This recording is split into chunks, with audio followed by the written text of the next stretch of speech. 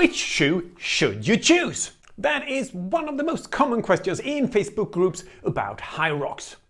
And that is also the question that I will try to answer in this video.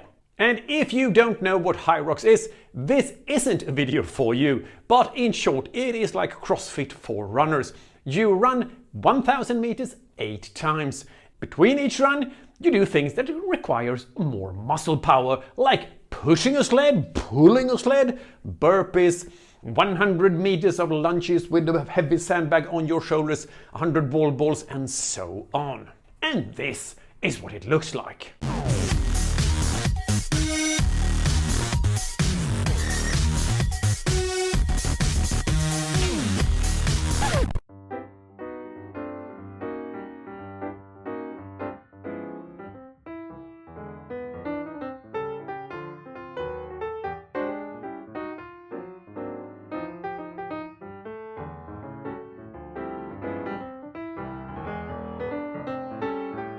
Now let's get started. My name is Fredrik Zillen and I'm a running technique specialist that have helped thousands of runners to improve their technique from beginners to people in the Swedish national team that has participated in World Championships and the Olympics. I have also worked with HYROX 365 Academy, a training program for people who want to be coaches in HYROX, where I do the biomechanics and running technique part of that thing. I have also, of course, tried HYROX myself and have actually qualified for the HYROX World Championships in my age group 3 times since I did my first race about a year ago in March 2023. 2 times by myself and 1 time in doubles.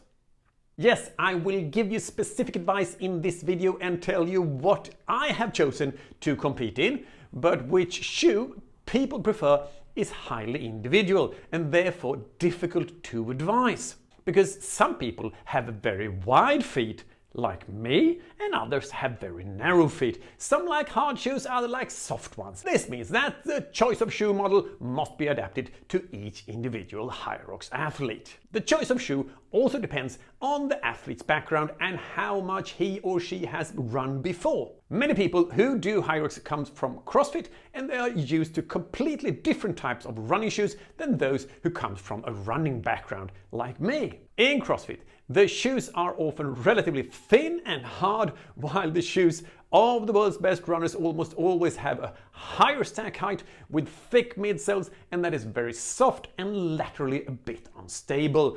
A person coming from the CrossFit world is likely to have a much harder time dealing with that type of shoe for the simple reason that they are not used to it. And the same, of course, goes for the runners who will not feel comfortable in the lower, harder CrossFit shoes. Statistics for HYROX athletes. Number of saved HYROX sessions on Instagram, 426. The number of times saved HYROX sessions were done in the last year, 3. Since HYROX consists of both running and exercises that are common in CrossFit, it is easy to think that the best shoe model is the one that is a compromise between the pure running shoe, such as high-stack competition shoes with a carbon plate, and shoes that of the type that is used in CrossFit or weightlifting, which would work great during, for example, wall balls, but really suck hard when running. But I don't think you should choose a compromise. You should first and foremost adapt the choice of shoe more on what's best for your running. First of all, at least 50% of the time is running, and I would say 60% if you also count the rock zone, which you should, of course. And for some parts of HYROX, like the rowing or the ski, it doesn't really matter at all what you have on your feet. So in addition to the fact that the race consists of 60% running, if we also remove the parts where the shoe model doesn't play a major role, it is clear that the choice of shoe should be adapted more for running. And remember, if you're doing double, the parts where other shoes than specific running shoes is the best shoe are reduced even more when you only do half of the stations. When doing doubles, it's really most a running race. And therefore, if you are doing doubles, a shoe model designed specifically for running will probably be the best, even if you are more familiar with shoe used in CrossFit. Probability of competing in HYROX without a shirt. Funny, because it's true. Anyway, even if a fast running shoe is preferable, there are a couple of problems with that type of shoe that winners wear at the marathon majors around the world. I'll go through them one by one. And firstly, high stack height. Using a high stack shoe with a thick midsole means that you have to go deeper during the lunges. You need to bring your knee down a little further with each step while wearing your, well, almost like platform shoes. Sure, it may not differ much, 1.5 centimeter, half an inch, further down with your knee each step, but that can also make you a little bit more tired, so you not only get a slightly slower time during that particular segment of the lunges, but perhaps also get more tired, so you finish a little worse on the last run and during the wall balls. This can also affect you during the burpee broad jumps, although probably less than during lunges. For example, the distance to the ground when you put your hands down is a bit longer. There are therefore slightly higher demands on mobility, both when putting your hands down on the ground and then when you jump or stepping forward with your feet. You simply have to lift your feet a little more when you make the jump forward or step forward after you placed your chest on the ground, which, as I said, place higher demand on both mobility and the strength of your hip flexors. Number two, they are often soft and laterally unstable. The super shoe models for long distance running are generally very soft and made for short contact time.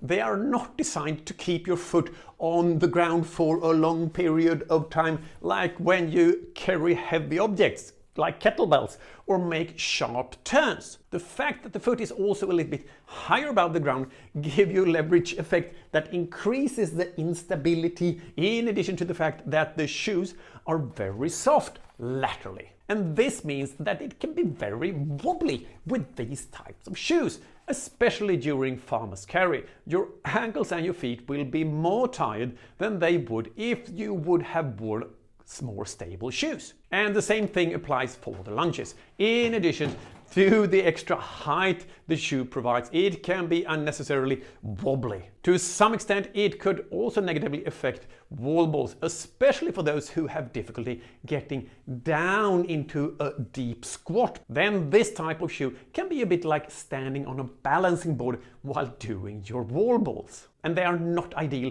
for tight corners during the run. Reasons for doing HYROX: for better health, to test your limits, to be able to say, I'm training for HYROX, which means I'm a bit better than you. And now a bit about the grip. In the HYROX community, there is a lot of talk about the importance of shoes with a good grip. This is mainly to get a good grip during sled push, but I believe the need for good grip is greatly exaggerated, and that if you have difficulty getting a good grip with your shoes during sled push, it's mostly due to poor technique. The exception may be if you compete in pro class, especially men pro, where the sled weighs 202 kilos, 445 pounds. But I have had several different super shoes models in men's open with higher stack height and carbon fiber plate made for road races, and I have never lost grip, not even a little. In these shoes, looking like this, there is almost no grip at all here. And they also work fine when I have tried sled push with 230 kilos. That's more than pro weights at my gym. There's no slipping at all because I have a good sled push technique. And another thing, you know how everybody complains that the carpets at the sled push and sled pull are so grippy that it's very hard to move the sled. But that also means that they provide good grip for your shoes. So you have a much better grip with your shoes on the carpets used in the competition than the ones in your gym. It goes both ways. The focus on good grip means that some people choose to compete in shoes made for trail running. I would say that this is a big mistake, not only because it's not needed, they are also always heavier and do not provide the same help for the running parts as shoes made for the surface that you run on in HYROX competitions. Of course, it can be different for different people, but if you have problem with the grip during sled push, you may need to review your technique. Just look at the best people in HYROX. Nobody has trail shoes. They all have some kind of super shoe specially made for running really fast. Things you should consider choosing a shoe model. Especially if it is your first HYROX competition, it can be good if you have a shoe that is sort of a middle ground. Absolutely not a shoe made for CrossFit or trail running, but perhaps also not a super shoe with the highest stack height that fast runners recommend and is made for personal records in the marathon. At least not if you are not very used to this type of shoe and have not tried it during a HYROX simulation. Otherwise, just go for it. Because I want to remind you once again that running is the biggest part of HYROX, especially if we remove the parts where the choice of shoe doesn't matter so much, and if you are doing doubles. So if you are hesitating between a model that is more like a distinct running shoe and a model that is more common in CrossFit and or focusing a lot on the grip, the running shoe is probably the one you should choose. Go for a fast and light shoe, but maybe not the ones with the highest stack height that is a little bit wobbly. And what shoes have I used during my competitions? Well, at my first HYROX competition in March 2023, where I actually won my age group, I wore a pair of Adidas Boston 11. These ones, good to run in, stiff here that I like, and still stable enough for the other parts. I have also competed in Adidas Prime X2, which has an enormously high stack height, which was quite worthless, especially during the lunges, but I like the running in them, and they are actually relatively stable and has an okay sole, so if you are worried about grip, it's okay. It also felt like I got very close to the target during the wall balls, thanks to the high stack height. But I won't use them again, only for running. During 2 of my races, I wanted to have a little bit more speed under my feet, especially when I did the doubles, and then I had the A6 Metaspeed Sky Plus, which I now have used in April when me and my German partner Alexander won our age group in Cologne.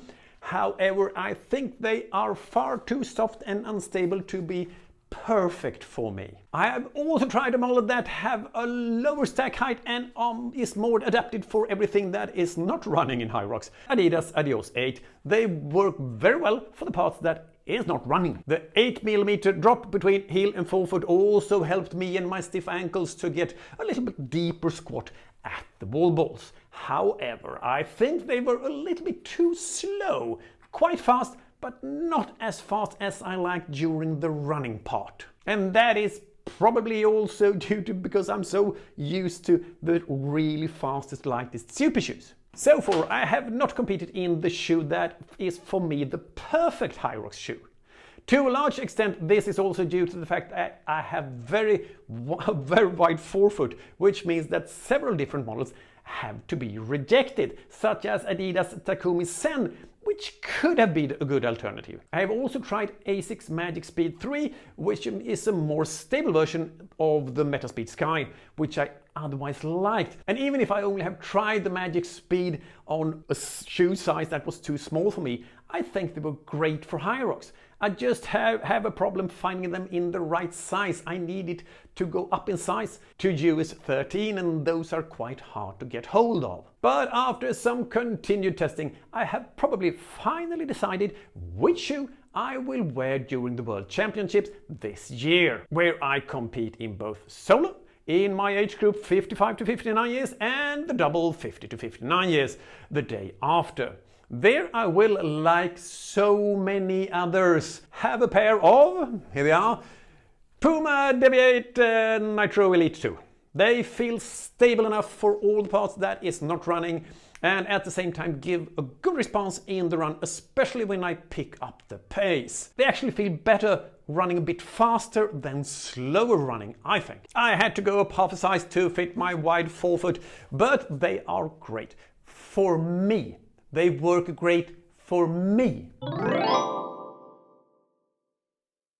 What you like is another matter. And on a side note, there will be a new version of the Puma Nitro Elite, a version 3. But from what I have heard, they will have a higher stack height than this one, which I would not say is optimal for HYROX. So if you like the version 2, it might be good to buy this version when the version 3 is released in June or July, whatever it was, because then this one will probably be for sale at a reduced price. Of course, the shoe with the higher stack height could be good. I haven't tried it, but normally higher stack height is not ideal for HYROX. Life goal. To look so muscular and fit in real life as you do with the filter HYROX photographers use.